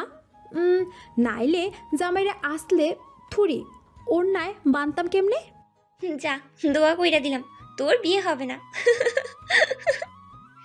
নিমি, আচ্ছা, আদর খাওয়ার যখন শখ, তাহলে তুই বিয়ে ছাড়াই জামাইয়ের আদর খাবি? বিয়ে ছাড়া মানে? ওরে আতুর ঘরে কেউ বোঝা। চুপ করবি তোরা? এভাবে ওদের মাঝে হাসি মজা চলতে থাকে। সবাই সাজলেও তোর সাজতে চায়নি, কিন্তু সবাই সেজেছে তাই ও না করেনি। তবে পার্লারের সবচেয়ে সিম্পল সাজটাই দিয়েছে। তবুও ওর দেখে সবাই পঞ্চমুখ। আজ তোরের বিয়েও দেখা যাবে। কিরে, বিয়ে করবি? হ্যাঁ রে, তুই তো বিয়ের জন্য তৈরি, শুধু বরের বাকি। যদি পাইয়া যায় তাহলে তোর বিয়েও পাক্কা। আমি না আমার বিএফ ছাড়া কাউকে বিয়ে করব না। আর ও যদি আজকে আসে তাহলে সাথে পালিয়ে যাব, কারণ আমার পক্ষে এত কিছু মেনে নিয়ে বিয়ে করা just impossible. You know, I am different. Boyfriend তোর? আসতে বলেছি, দেখে নিস আজকেই পালাইব। এমনি এমনি কি এই পেট নিঃশ্বাস দিছি? তারপর ওরা সেজে গুজে বাড়ি ফিরতে চায়। বেশ রাত হয়ে গিয়েছে, তাই রাস্তা প্রায় ফাঁকা। তাই ওরা রিক্সা নিয়ে ফিরে আসতে চায়। সবার পেছনের গাড়িতে থাকে তুর আর ওর 2 কাজিন, আর বাকিরা সামনে। বিয়ের সবকিছু নিতে ওদের রিক্সা একটু পিছিয়ে পড়ে। রাতে শহর হলেও রাস্তাটা খানিকটা নীরব, কিন্তু 3 জন বেশ হাসি খুশি হয়েই ফিরছে আর তুরকে টিচ করছে। ঠিক তখনই ওদের সামনে একটা কালো মাইক্রোবাস থামে। ওরা কিছু বুঝে ওঠার আগে কিছু লোক এসে ওদের গাড়িতে তুলে নেয়। তারপর আর ওদের কিচ্ছু মনে থাকে না। ওদের 3 জনকে বেহুশ করে ফেলে লোকগুলো, নিয়ে যায় নিজেদের সাথে। স্যার, ছেলেটার অবস্থা ভালো না, বেশ খারাপ অবস্থায় আছে। ওর বাবার সাথে কথা হয়েছে, ওর মা নাকি অজ্ঞান হারিয়ে ওখানেই ভর্তি। ছেলেটার চিকিৎসা চলছে, কিন্তু ডক্টর কিছু বলছে না। বাঁচবে কিনা তার কোনো নিশ্চয়তা দিতে পারছে না। এতক্ষণ ধরে সোফায় বসে থুথিনি ভর দিয়ে কথাগুলো শুনছিল তীব্র। ওর অবস্থা খারাপ তীব্র তা ভালো করেই জানে। তীব্র তা দেখেই এসেছে। ওর বাবাকে ফোন দাও। তীব্রের কথায় ওর বাবার কাছে ফোন দেয়। কল ধরতে ওপাশ থেকে কারো ভেজা রাগী কণ্ঠের আওয়াজ পায় তীব্র। আঙ্কেল, ওর অবস্থা কেমন? সবটাই তো জানো। নিজেকে সামলে বলে, আপনি কি চান যে বা যারা আপনার এই ছেলের অবস্থার জন্য দায়ী তাকে কি শাস্তি দিতে চান বলুন? আমি শুধু আমার ছেলেকে ফিরে পেতে চাই, আর কিছু চাওয়ার নেই। শুধু এতটুকু বলবো যে কোনোদিন ভালো থাকবে না। খেয়াল রাখবেন ওর। ফোনটা কেটে দেয় তীব্র, তারপর খুব শান্ত গলায় জিজ্ঞেস করে, মেয়েটা কোথায়? স্যার স্যার মেয়েটাকে এখানে আনা হয়েছে, কিন্তু ওর সাথে আরও 2টা মেয়েকেও আনা হয়েছে, কারণ ওরা বুঝতে পারে নাই কোন মেয়েটাকে আনতে হবে। আমি মেয়েটাকে দেখতে চাই। জি স্যার। তীব্রের সামনে মুখে ফাঁসির আসামির মতন কালো কাপড় বেঁধে হাত দুটো পেছনে বাঁধা বসে আছে ননি, মিমি আর তুর। ওদের মুখের কাপড় সরাও। ওদের মুখের কাপড় সরালো, কিন্তু কেউ তীব্রকে দেখতে পেল না, কারণ 3 জনের চোখ আগে কালো কাপড় দিয়ে বাঁধা হয়েছিল। তখনই তীব্র গম্ভীর গলায় আবার বলে ওঠে, তোমাদের মধ্যে তাইরাতকে? 3 জন এদিক ওদিকে তাকালো। তীব্র আবার জিজ্ঞেস করলো। ওর কণ্ঠ শান্ত থাকলেও অদ্ভুত এক ভয়ঙ্কর গাম্ভীর্য বিদ্যমান ছিল, যা শুনলে আত্মা কেঁপে ওঠে। কি হলো? কে তাইরাত? খুব জোরে চিল্লিয়ে ভয়ে ওরা 3 জন কেঁদেই দিল। তখন কাপা কাপা ঠোঁটে তুর বলে উঠল, আমি। তুরের জবাব পেয়ে তীব্র শান্তভাবে বলে উঠল, ভয় পেও না, তোমাকে তোমার বয়ফ্রেন্ডের কাছে নিয়ে যাওয়ার জন্য এসেছি। তুমি তোমার ফ্যামিলি আর ওনারা কষ্ট পাবে বলে কিছু বলতে পারো না, তাই এর জন্যই তোমাকে এখানে আনা। ওর কথায় তুর আকাশ থেকে পড়ে। কি সব বলছে লোকটা? তার মানে ও কিছু বুঝে ওঠার আগেই তীব্র বলে, তাইরাতকে রেখে বাকি মেয়েদের নিয়ে যাও। ননি আর নিমি বেশ ভয় পেয়ে যায়। কোথায় নিয়ে যায়? কিন্তু ওদের মনে এটাও হয়, তবে কি তুর সত্যি সত্যি নিজের বয়ফ্রেন্ডের কাছে যাওয়ার জন্য ওর বয়ফ্রেন্ডের সাথে মিলে প্ল্যান করলো? কিন্তু কেন? তুর সত্যি ওর বয়ফ্রেন্ডের সাথে পালিয়ে যাবে। ওদের তুরের থেকে আলাদা করা হয় আর তুরকে ওখানেই ফেলে রাখা হয়। গম্ভীর ভাব নিয়ে বসে আছে তীব্র। তখনই ওর বিয়ে এসে বলে ওঠে, স্যার 3 জনের কি করব? ওই লোকগুলো তো এসে যাবে। কিছুক্ষণ চুপ থেকে তীব্র বলে উঠল, আমার যা করার ওই শুধু এই মেয়েটার সাথে করব। বাকিদের স্বাভাবিকভাবে বাড়ি পাঠিয়ে দাও, যেন ওদের মনে হয় এটা কোনো কিডন্যাপিং নয়। ওরা যদি এই মেয়েটার কথা জিজ্ঞেস করে? এটাও কি তোমাকে বলে দিতে হবে? ওদের ব্যাপারটা এমনভাবে বোঝাও যাতে ওরা বাসায় গিয়ে বলে মেয়েটি তার বয়ফ্রেন্ডের সাথে পালাবে বলে এত কিছু করেছে। মানে মেয়েটা আগে থেকে সব জানতো। আমি চাই না কোনো ঝামেলা হোক, যাতে ওর পরিবার নিজে ওর বিমুখ হয়ে ওকে খোঁজার চেষ্টা না করে। ওকে বলে চলে যায়। নিজের ফ্যামিলির সম্মান, ভালোবাসা, আদরের জন্য আরেকজনের প্রাণের কোনো দাম নেই। যে পরিবারের জন্য এমন করেছিস সেই ফ্যামিলি তোকেই ধৈর্য করবে, কোনোদিন তোকে ফিরেও দেখবে না। কিছুক্ষণ পর তীব্রের কাছে কিছু লোক আসে। তীব্র ওদের দেখে পায়ের উপর পা তুলে ড্রিঙ্কসের গ্লাসে সিপ দিল। 2 জন লোক এসে তীব্রের পাশে দাঁড়ালো। স্যার, আপনি যে মেয়েটিকে নিতে আসতে বলেছেন তাকে নিতে এসেছি। যদি মেয়েটিকে আমাদের পছন্দ হয় তবে আপনাকে ভালো অ্যামাউন্ট পে করতে রাজি আছি, তবে সুন্দরী না হয় তবে। তোমরা ভুলে যাচ্ছ তোমরা কার সাথে কথা বলছো। আমি কোনো দালাল নই যে তোমাদের কাছে মেয়েদের বিক্রি করব। আমি শুধুমাত্র এই মেয়েটিকে তোমাদের দিয়ে দিচ্ছি, যাতে ও কোনোদিন ভদ্র সমাজের মুখ দেখতে না পারে। ওকে স্যার, আপনি যদি এটা চান তবে আমরা আপনাকে 100% গ্যারান্টি দিচ্ছি, ওই মেয়ে যদি আমাদের পাঠানো সবচেয়ে ভালো জায়গায় ও পড়ে তাহলে সেটা নরকের চেয়ে কম হবে না। ওকে কেউ খুঁজে পাবে না তো? স্যার, আমাদের কাজই এটা, আর আমরা ইন্টারন্যাশনাল হিউম্যান ট্রাফিকিং এর সাথে জড়িত। সব মেয়েদের বিদেশে পাঠানো হয়, আর মেয়েটা যদি সুন্দরী হয় তবে তো কোনো কথাই নেই। ইন্টারন্যাশনাল মার্কেটে সেটা কত ভ্যালুয়েবল হতে পারে তা আপনার ধারণার বাইরে। ওদের সাথে কথা বলতেও তীব্রের ঘৃণা হচ্ছে, সেটা তুরের উপর আগের চেয়ে বেশি না। তীব্র তুরের জন্য ওই রকম কিছু চিন্তা করছে। ওর শুধু তুরকে কোনো জঘন্য জায়গায় পাঠাতে চায় যাতে ও পচে মরে। ওকে নিয়ে তোমরা কি করবে তা জেনে আমার লাভ নেই। শুধু একটা কথা মনে রাখো, মেয়েটি যেন কোনোদিন এদেশে ফিরতে না পারে, বাচ্চার জন্য যেন মরতে চায়।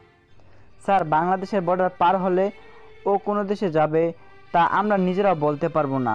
শুধু এতটুকু বলবো, আপনি যা বলেছেন তার চেয়েও খারাপ কিছু হবে, কারণ এই জগতে কেউ বাঁচতে পারে না, সবাই মরেই বাঁচে। তবে স্যার, মেয়েটার প্রতি এরকম রাগের কারণ জানতে পারি? তীব্র রাগী চোখে ওদের দিকে তাকায়। যেটা বলা হয়েছে শুধু সেটুক কর। Sorry sir.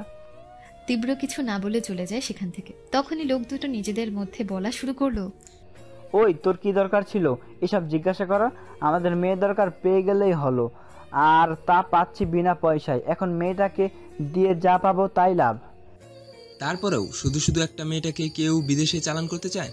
দেখা গিয়ে কোন কাণ্ড ঘটিয়েছে তা ঢাকার জন্য এত কিছু, হয়তো এখানে থাকলে সবাই জেনে যাবে। তা ঠিক। এখন চল আগে কাজ সেরে নি, মেয়েটাকে দেখে আসি। ভালো লাগলে তো ভালোই, আর না লাগলেও সমস্যা নেই, যা পাবো তাই। কিন্তু ফ্রিতে কি ভালো কিছু পাবো? আগে তো দেখি। তারপর দুজন মিলে তুরের কাছে গেল। চোখ বাঁধা থাকার কারণে তুর কিছু দেখতে পায় না, কিন্তু হঠাৎ সবটা শান্ত হয়ে যাওয়ার কারণে ওর কলিজা শুকিয়ে আসে। নিমি নমি, তোরা কি এখানে আছিস? কিন্তু কেউ সাড়া দিল না, তাই তুর আবার জিজ্ঞেস করলো, এখানে কেউ কি আছে? কিন্তু কারো সাড়া পেল না। এবার তুর খুব ভয় পেয়ে গেল, কি করবে বুঝতে পারলো না। নিজের অজান্তে ভয়ের কারণে তুরের গলা থেকে নিজেকে বাঁচানোর আর্তনাদ বেরিয়ে এলো। প্লিজ, এখানে কেউ আছেন? থাকলে সারাদিন। কেন আমাকে এখানে আনা হয়েছে? যেতে দিন আমাকে। অন্ধকারের চোখে কালো কাপড় আর হাত বাঁধা থাকা অবস্থায় অঝরে কাঁদতে লাগলো তুর। কি থেকে কি হয়ে গেল বুঝতে পারছে না, শুধু মুখ থেকে একটা কথাই আসছে, আব্বু তুমি কই? আমাকে নিয়ে যাও, অন্ধকারে ভয় লাগছে আমার। আম্মুকে বলো না আর কোনোদিন দুষ্টামি করব না, তবুও আমাকে নিয়ে যাও। আমার খুব ভয় করছে এই অন্ধকার। আমার চোখে বাঁধনটাকেও একটু খুলে পানি দাও আমাকে।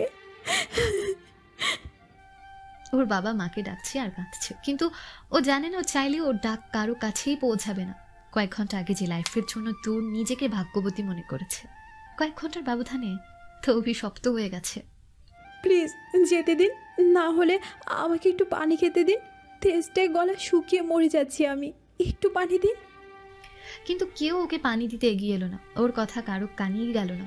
তখনই নিজের শরীরে সূচের মতো কিছু ফিল করলো তুর, আর মাথাটা ঘুরে ওখানেই পড়ে গেল। হ্যাঁ, ওই দুজন লোক এসেছে তুরের শব্দ শুনে ইঞ্জেকশন দিয়ে সেন্সলেস করে দিয়েছে। ইস বেচারি, একটু পানি দিলেই হতো। আরে স্যার, তো যেখানে পাঠাবো সেখানে পানি কি এই চিৎকার শোনার মতো কেউ থাকবে না। তা ঠিক। আচ্ছা বাদ দে, মুখের কাপড়টা সরা, মুখটা তো দেখি দেখি চলে কিনা। বিনা পয়সার জিনিস বলে কথা। মেঝেতে পড়ে আছে তুর। তুরের মুখে কালো কাপড়টা সরা দিয়ে দুজন লোকের ছোটকা খাবার মতন অবস্থা। ওরা একে অপরের মুখ চাচাই করলো। নিজের অজান্তেই প্রথম লোকটার মুখে মার্শাল্লাহ শব্দটা বেরিয়ে এলো। এতটা স্নিগ্ধ আভা ফুটে আছে তুরের মুখে। চেহারার বাচ্চা মেয়ের আদলটা এখনো যায়নি। এইটা মেয়ে নাকি পরি রে? এরকম মেয়ে কেউ বিনা পয়সায় ছাড়ে? আরে এর জন্য ৩-৪ গুণ না, যা ডিমান্ড করা হবে তাই দেবে। লোকটা কি পাগল নাকি? এমন মেয়ে কি কেউ হাতছাড়া করে, তাও আবার বিনা পয়সায়? একদম অল্প বয়সী। আরে মনে হয় শত্রুতার বলি হয়েছে মেয়েটি। স্যার তো আমাদের কি, আমাদের লাইনে সব চলে না। বিনা পয়সায় চাঁদ পেয়েছি, কোনো মতে নিয়ে যেতে পারলেই হয়। চল গিয়ে কথা বলে মেয়েটাকে নিয়ে যাই। তারপর ওরা চলে গেল, আর মেঝেতে পড়ে রইল তৃষ্ণার্ত চেতনা হারানো তুর। যার কোনো ধারণাই নেই কি হতে যাচ্ছে তার সাথে। তাকে হায়নাদের মাঝে বলি দেবার তোড়জোড় চলছে সবার। তাহলে হয়তো সে নিথরভাবে পড়ে থাকতো না, তবে জেগে থাকবেই বা কি করতো এই পরিস্থিতিতে? লোকগুলো ভালোই করেছে ওকে ঘুম পাড়িয়ে, কিছুক্ষণের জন্য হলেও শান্তি পাবেও। ওদিকে সকালের সময় নিমি আর ননি বাসায় পৌঁছে দিয়ে চলে গেল তীব্রের লোকেরা। ওরা বাসায় যেতে সবার ভয় কেটে গেল। সবাই ওদের কাছে এসে কান্না করে জড়িয়ে ধরল, কিন্তু সবাই আবার হতবাক হয়ে গেল তুর নেই বলে। সবাই ওদের তুরের কথা জিজ্ঞেস করলে ননি আর নিমি বলে, তুর ওর বয়ফ্রেন্ডের সাথে পালিয়েছে, আর যার জন্য ও নিজের সমেত আমাদের কিডন্যাপ করিয়েছে ওর বয়ফ্রেন্ডে তারা, আর তাই ওদের ফিরিয়ে দিয়ে গেছে, আর তুর ফিরেনি। আমরা ওকে বাড়িতে ফিরে আসার কথা বলবো বলে আমরা আসার সময় একবারও আমাদের সাথে কথা বলতে পারছেনি। ওর বয়ফ্রেন্ড বলেছিল, কিন্তু ও আমাদের সামনেই আসেনি। কতটা স্বার্থপর মেয়ে হয়ে গেছে দেখেছিস আমাদের তুর? বলে নিমি আর ননি কান্নায় ভেঙে পড়ল। ওদের বা কি দোষ? ওরাও তো ছোট। তীব্রের লোক ওদের এমনভাবে ব্রেন ওয়াশ করেছে যাতে ওরা যা বলেছে নিমি আর ননি তাই বিশ্বাস করে তাই বলেছে। কথাগুলো শোনা মাত্রই তুরের মা ওখানেই জ্ঞান হারালো। সবাই ওনার জ্ঞান ফেরানোর জন্য ব্যস্ত হয়ে পড়লেন। ওনার জ্ঞান ফিরলেও তুরের কথা ভেবে চিৎকার করে কাঁদতে থাকে। উনি কেন, কেউ মানতে পারছে না তুর এমন করবে। ওর যদি কাউকে ভালো লাগে তাহলে বললো না কেন? কিন্তু যদি কিডন্যাপ করার হতো তাহলে ওদের কেন ছেড়ে দিল? কারো মাথায় কিছু আসছে না। সবকিছু মিলালে এটাই বোঝা যায় তুর ইচ্ছে করে করেছে, কিন্তু তবু তারা পুলিশের কাছে গেল। পুলিশ সবকিছু শুনে বলল যেহেতু বাকি দুজন ফিরে এসেছে তার মানে ও ওর বয়ফ্রেন্ডের সাথেই গেছে, কিন্তু তবুও যখন ওনারা চাইছে ওনাদের মেয়ে কোনো বিপদে আছে কিনা ওনারা খোঁজ করবে, কারণ তখনও তুরের 18 বছর হয়নি। ওদিকে লোকগুলো সকালে তুরকে দেখে চলে গেছে, তারপর আর কেউ তুরের দরজা খোলেনি। ও কি অবস্থায় আছে তার কোনো খবর কারো নেওয়ার প্রয়োজন হয়নি, কারণ তীব্রের কড়া নির্দেশ ওর প্রতি কেউ যাতে দয়া না দেখায়। এমনকি লোকগুলো যতক্ষণ না এসে নিয়ে যায় ততক্ষণ যেন দরজা কেউ না খোলে। ও চায় না তুরের নিঃশ্বাসে চারদিক বিষাক্ত হয়ে যাক, হয় পারলে নিঃশ্বাস আটকে ওকে মেরে ফেলা হতো তীব্রের বাড়িতে শ্বাস নেওয়ার অপরাধে, কিন্তু তীব্রের উদ্দেশ্যে তুরকে মারা নয় বরং তুরকে বাঁচিয়ে মেরে রাখা। সারাদিন এভাবে বন্ধ দরজার অন্ধকারে কেটে যায়। লোকগুলো কাল ওকে নিয়ে যাবে, আজই নিয়ে যেত, কিন্তু তীব্র নিয়ে যাওয়ার ব্যাপারে কিছু না বলায় ওর ম্যানেজার তুরকে নিয়ে যাওয়ার অনুমতি দেয়নি। ম্যানেজার মধ্যবয়স্ক একটা মানুষ, তীব্রের বিশ্বস্ত, অনেক আগে থেকে তীব্রের সাথে আছে। ও সবকিছু উনি সামলায়, কিন্তু তীব্রের এমন রূপ আগে কখনো উনি দেখেনি। তবে তীব্রকে কিছু বলার সাহস নেই, কারণ চাকরি যাওয়ার ভয়। সেদিন সারাদিন তীব্র বাড়ি ফেরে না, প্রায় মাঝরাতের দিকে বাড়ি ফেরে। বাড়িতে ঢুকে রুমের দিকে এগোতেই তীব্র চাপা কণ্ঠে কারো আর্তনাদ শুনতে পায়। রাতের এই নির্জনতায় যেখানে নিঃশ্বাসের শব্দ শুনতে পাওয়া যায়, সেখানে তুরের চাপা কণ্ঠের আর্তনাদ যে তীব্রের কানে পৌঁছাবে এতে কি? কিন্তু কিছু বুক ফাটা আর্তনাদ কয়েকটা মানুষের কান পর্যন্ত পৌঁছলেও হৃদয় পর্যন্ত পৌঁছয় না। তীব্র আওয়াজটা শুনে বুঝে উঠতে পারল কিসের আওয়াজ হচ্ছে। তীব্র না চাইতেও ওই দরজার দিকে গেল। দরজাটা খুললেই আর্তনাদের শব্দটা বেড়ে গেল। তীব্র বেশ বিরক্ত নিয়ে দরজাটা ধুম করে আটকে নিজের রুমে চলে গেল। বড্ড রাগ লাগছে তীব্রের ওই মেয়েটার প্রতি, না নিজের প্রতি ঠিক বুঝে উঠতে পারছে না। ও রেডি হয়ে শুয়ে পড়ে বিছানায়। কিছুক্ষণ পর বিছানা থেকে উঠে পড়ে। সারাদিনের এত ক্লান্তি, কিন্তু চোখে এক ফোঁটাও ঘুম খুঁজে পাচ্ছে না। না চাইতে বারবার মেয়েটার আর্তনাদ তীব্রের কানে বাজছে। না পেরে তীব্র নিজের কানে বালিশ চাপা দেয়, কিন্তু লাভ হয় না। মনে হচ্ছে কেউ ওই মেয়েটার চিৎকার রেকর্ড করে তীব্রকে শোনাচ্ছে, অথচ এই ঘর থেকে মেয়েটা ঘরের দূরত্ব এতটাই বেশি, ওখানে দরজার ভেতরে গলা ফাটালেও তীব্রের রুম থেকে শুনতে পাওয়ার কথা না। তবু তীব্রের কানে তা বাজছে, যেন ইচ্ছে করে তীব্রকে তা শুনতে বাধ্য করেছে নির্দোষ মেয়ের আর্তনাদ। একসময় তীব্রের প্রচণ্ড পরিমাণে রাগ উঠে যায়।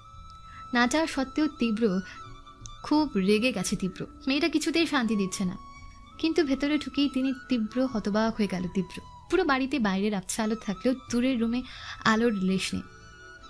ঘুটঘুটে অন্ধকার, এখন আর আওয়াজ আসছে না, কিন্তু অন্ধকারটা যেন খুব টানছে তীব্রকে। কি মনে করে নিজের অজান্তে অন্ধকার রুমে ঢুকে পড়ল তীব্র। দরজাটা ছেড়ে দেওয়া মাত্র তা বন্ধ হয়ে গেল। তীব্র অন্ধকারে কিছুটা খোঁজার চেষ্টা করছে। ওর হাতে মোবাইল আছে, কিন্তু তা জ্বালানোর কথা ভুলে গেল। ও কি খুঁজছে নিজেই জানে না। সামনের দিকে এগোতেই তীব্র কিছু একটার সাথে বেঁধে তার উপর পড়ে যায়, আর তখনই খুব জোরে কেউ চিৎকার করে ওঠে।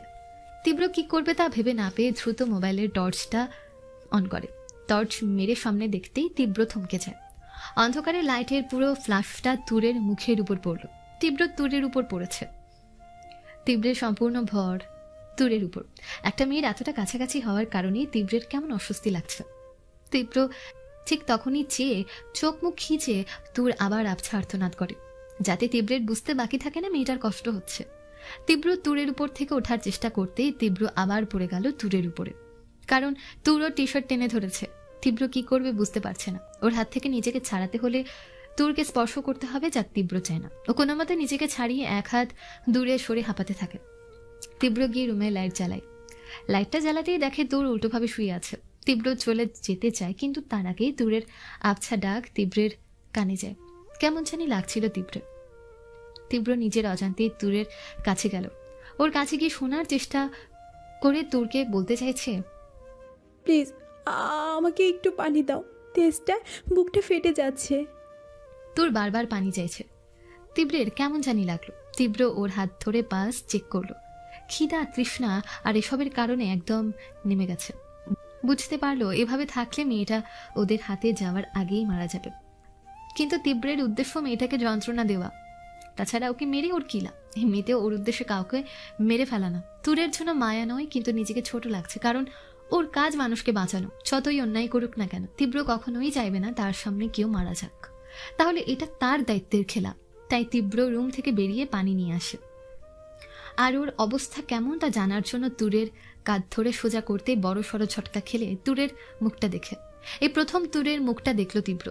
অদ্ভুত এক মায়া ফুটে উঠেছে তুরের মুখে। স্থির হয়ে গেছে তীব্র।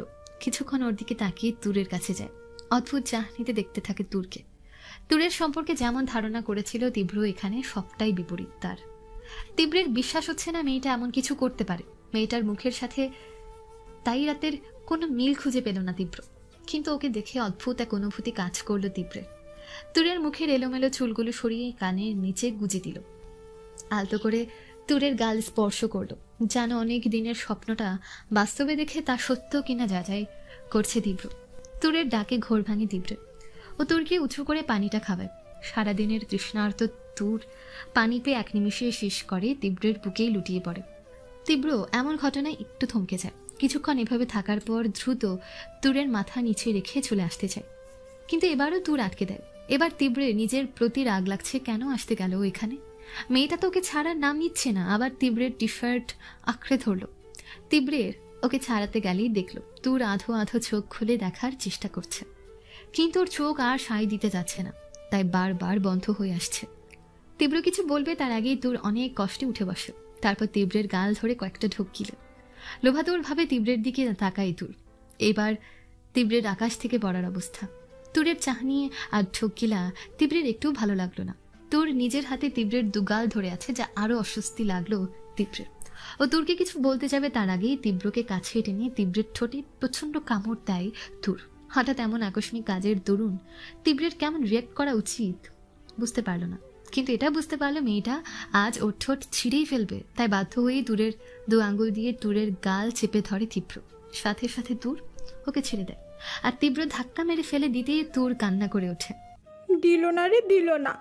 আমার এত খিদে পেয়েছে, কিন্তু আমার স্যান্ডউইচ দিল না, কেড়ে নিয়ে গেল রে। তীব্র অসহায়ের মতো নিজের ঠোঁটে হাত রাখে। রক্ত পড়ছে তা দিয়ে, যা তুরের ঠোঁটে লেগে আছে। তীব্রের এবার রাগ উঠল। পরক্ষণে আবার হাসি পেল যে মেয়েটা তার ঠোঁটটাকে স্যান্ডউইচ ভেবে কামড়ে খেতে চেয়েছে। রাগ থাকা সত্ত্বেও বুঝতে পারল খিদের কারণে কিছু বুঝতে পারছে না। তীব্র কিছু একটা ভেবে তুরের জন্য কিছু ফল নিয়ে এসে ওকে খাইয়ে দিল। খাওয়া শেষে এক মুহূর্ত অপেক্ষা না করে ওখান থেকে বেরিয়ে এলো। নিজের রুমে গিয়ে রাগে দরজা বন্ধ করে আয়নার সামনে দাঁড়ালো। চোখ বন্ধ করা মাত্রই তখনকার কথা মনে পড়ল, আর তীব্র রাগে দেয়ালে একটা ঘুষি দিল। এই প্রথম কোনো মেয়ের স্পর্শ পেয়েছে ও, তাও সেই মেয়ের যাকে হয়তো সবচেয়ে জঘন্য মনে করে। হঠাৎ করেই তীব্রের নিজের ঠোঁটের কাঁটার দিকে নজর পড়ল। ও তাতে হাত দিয়ে আহ করে উঠল।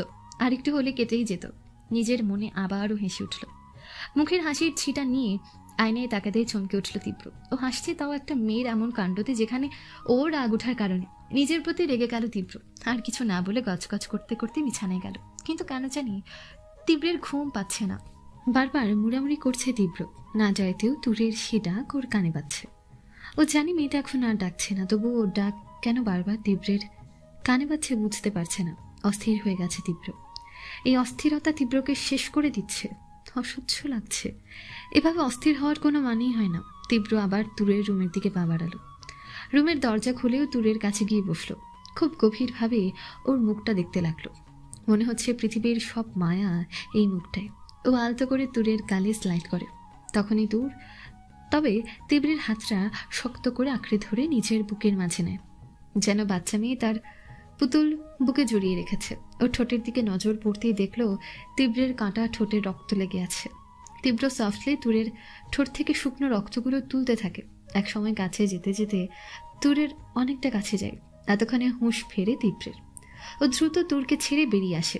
সকালে উঠে তীব্র ফ্রেশ হয়ে ম্যানেজার আর পিএর সাথে কথা বলতে থাকে। ওরা তীব্রকে দেখেছে আর মুচকি মুচকি হাসছে, যা তীব্রের চোখ এড়ালো না। কি হয়েছে? এইভাবে পাগলের মতো হাসছো কেন? স্যার কিছু না বললে একটা প্রশ্ন করতে পারি? হুম। আপনার ঠোঁটে ওই কাটার দাগটা কিসের? কথাটা শুনেই তীব্র শুকনো গলায় বিষম খেলো। কি বলবে বুঝতে না পেরে ঋদ্ধকে একটা ধমক দিয়ে চলে গেল। ব্যাপারটা কি স্যার? চোরের মতো পালালো কেন? আর দাগটা দেখে তো মনে হচ্ছে ও নো। সারাদিন নিজের কাজে একটু মন দিতে পারেনি তীব্র। বারবার মেয়েটার চেহারা ওর সামনে ভেসে উঠেছে। কি করবে বুঝতে পারলো না তীব্র। এক প্রকার অস্থিরতা নিয়ে তীব্রের দিন কেটে গেল। আজ বেশ তাড়াতাড়ি বাড়ি ফেরে তীব্র। কেবল 9টা বাজে। এই সময় তীব্রকে দেখে প্রায় সবাই অবাক। ও কাউকে কিছু না বলেই তুরের রুমের দিকে গেল। কারণটা তীব্রের কাছে খুবই সাধারণ। যখন কোনো কিছু মনকে অস্থির করে তোলে তখন হয় সেটাকে আঁকড়ে ধরতে হয়, নয় শেষ করে দিতে হয়। কিন্তু তুরের কাছে কেন যাচ্ছে সেটা ওর অজানা। তীব্রের ইচ্ছে দরজাটা খুলে একটা চড় মারবে মেয়েটাকে। সারাদিন অনেক জ্বালিয়েছে মেয়েটা। হ্যাঁ, মেয়েটা জ্বালায়নি, তবু ওর কথা মনে পড়ার কারণেই তীব্র এতটা অস্থির হয়ে উঠেছে। আর শাস্তি তো মেয়েটা পাবে, কিন্তু রুমের ভেতর ঢুকতেই থমকে যায়। রুমের মধ্যে মেয়েটা নেই। তীব্র দ্রুত রুমে ঢুকে খালি রুমই ওকে খুঁজতে থাকে। কিন্তু কোথায় তুরকে না পেয়ে মুহূর্তেই তীব্রের রাগটা মাথা চাড়া দিয়ে ওঠে। খুব ছড়িয়ে চিৎকার করে ওঠে তীব্রের চিৎকারে সবকিছু স্তব্ধ হয়ে যায়। ওর ম্যানেজার আর পিএ এসে রুমে ঢুকে বেশ ভয়ে ভয়ে জিজ্ঞেস করে, কি হয়েছে স্যার? তীব্র নিজেকেই কন্ট্রোল করতে পারল না। ও তীব্রের পিএ শার্টের কলার চেপে ধরে বলল, মেয়েটা কোথায়? আমি এখানে মেয়েটাকে রেখে যেতে বলেছিলাম, কাউকে এখানে আসতে নিষেধ করেছিলাম। তাহলে মেয়েটা কোথায়? আমার কথা ছাড়া মেয়েটা কোথায় গেল? তীব্রের কথায় পিএ আর ম্যানেজার দুজনই অবাকের শীর্ষে। কী সব বলছে তীব্র? ওর কথাই তো লোকগুলো তুরকে নিয়ে গেল। বেশ ভয় নিয়ে ম্যানেজার বলে উঠল, স্যার, আপনার কথাই তো লোকগুলো সন্ধ্যায় এসে মেয়েটাকে নিয়ে গেল। ম্যানেজারের এই কথায় তীব্রের মাথায় আকাশ ভেঙে পড়ল, কারণ ও এরকম কিছুই বলেনি। আমি বলেছি মানে? স্যার, ওরাই বলেছে আপনি নাকি মেয়েটাকে নিয়ে যেতে বলেছেন, তাই ওরা মেয়েটাকে নিয়ে গেছে। ওরা নিয়ে গেছে মানে? আপনারা আমাকে জিজ্ঞেস করেছিলেন আমি আদৌ বলেছি কি না? স্যার, আপনি যখন কাল বলেছিলেন আজকে মেয়েটাকে নিয়ে যেতে, আর ওরাও জোর করছিল, আর আমি আপনাকে ফোন করেছিলাম, কিন্তু আপনার ফোন বন্ধ ছিল, তাই আর আমি না করিনি, নিয়ে যেতে দিয়েছি। সেট। খুব জোরে জোরে দেয়ালে নিজের হাতে বাড়ি দেয় তীব্র আর কিচ্ছু বলতে পারল না, কারণ ভুলটাও নিজের। তখনই ম্যানেজার বলে উঠল, কিছু হয়েছে কি স্যার? মেয়েটাকে চাইছেন যে? তীব্র চুপ করে রইল। এতক্ষণে হয়তো মেয়েটাকে ওরা চালান করে দিয়েছে হয়তো। কিন্তু স্যার, আপনি কেন জানতে চাইছেন ওই মেয়েটার কথা? ঋদ্ধের মুখের কথায় অপ্রস্তুত ছিল তীব্র। সত্যি তো, মেয়েটা আজ সারাদিন ওকে জ্বালিয়েছে। মেয়েটা চলে গেছে তাতে ওর কি? একদিনে মেয়েটা কি এমন করলো যে ও এতটা রিয়েক্ট করছে? তীব্র নিজেকে শান্ত করে নিজের মনেই বলল, গেছে, বেশ হচ্ছে। তখনই ম্যানেজার বলে ওঠে, ঠিক বলেছ, এতক্ষণে হয়তো মেয়েটাকে বাজারের পণ্যের মতো নিলাম করে দেওয়া হয়েছে, আর কিছু পশুরা হয়তো পেয়েও যাবে। তাচ্ছিল্য নিয়েই বললেন, কিন্তু ওনার কথাটা যেন তীব্রের বুকের মাঝে ঝড় তুলে দিল। সেও নিজেকে শান্ত করতে পারল না। তুরের শূন্য রাগ ঘৃণা মুহূর্তের মধ্যে চলে গেল তীব্রের মাথা থেকে। অস্থির তীরের মুহূর্তেই মুখ ফুটে বলে ফেলল, মেয়েটাকে আমার চাই।